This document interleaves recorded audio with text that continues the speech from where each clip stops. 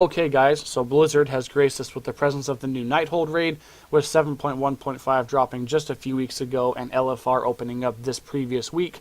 I'm going to be going over a couple of talent changes that I've changed up since 7.1.5. Did make a couple different changes to a couple of our talents. Starting at the top, Endless Rage, always there, always take it.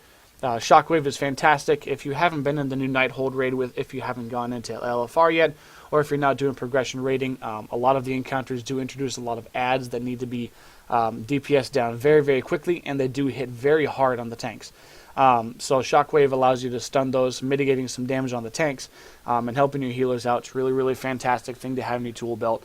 Double time, if you do need even more mobility than Fury Warriors already have with a Heroic Leap and one charge, you can always use that.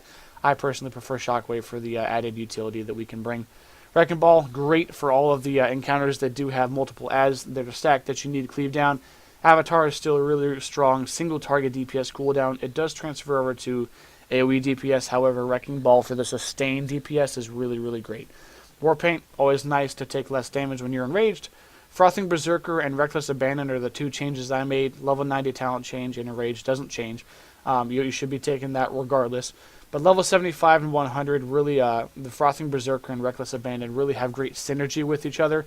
What it does, Frothing Berserker, every time you hit that 100 rage cap, you do 15% more damage and you move 30% faster for a 6-second window.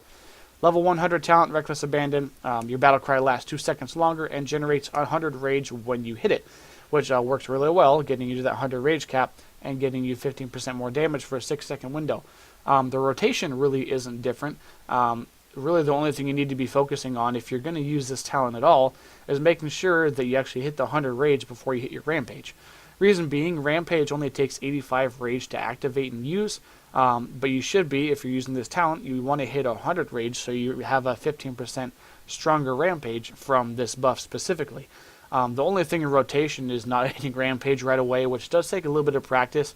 I know if you've looked at my rotation in my previous guides, you want to keep yourself enraged as much as possible, and Rampage is a way to do that. But that 15% stronger Rampage, and anything you can fit in that 6-second window in between that, is going to be hitting 15% harder. So it's really kind of worth it to get that a little extra damage, waiting an extra second, or doing an extra Raging Blow or a Bloodthirst to fill the time, to fill that 15 rage deficit between the 85 and 100, between Rampage and your 100 rage cap. That's really it, guys. If you're doing the Fury Warrior rotation right, and if you're keeping enraged as much as possible, you're going to be jittering additional rage just from auto-attacking faster and not missing while you're enraged if you've actually filled out 95% of your artifact weapon. The reason I don't take Dragon's Roar, which is still really good, it gives you that 16% damage increase for 6 seconds, and does a little bit of damage. Generally, it crits for like 100, 130k. It's not a lot. The reason I don't take that is because this really synergizes with this really well, giving you that on-demand DPS, either single target or burst AoE DPS cooldown. That really works really well.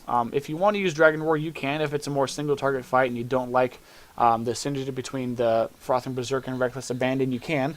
Bladestorm is also very, very viable if you need on-demand AoE DPS faster than your Artifact Weapon can provide. Artifact Weapon having that 1-minute cooldown. If you need it every 30 seconds, you can definitely use this, and it's definitely worth it.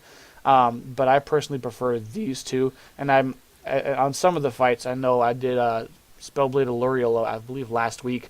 I ended up at 515,000 DPS at the end of the fight, just with how much AoE damage and AoE DPS is going out. Fury Warriors really shine in this current raid tier. I really like it. If you guys like the video, if you guys have any questions, if you want me to cover anything else as far as an updated rotation showing what I was just saying, please feel free to drop a comment in the boxes down below. As always, guys, like, comment, subscribe.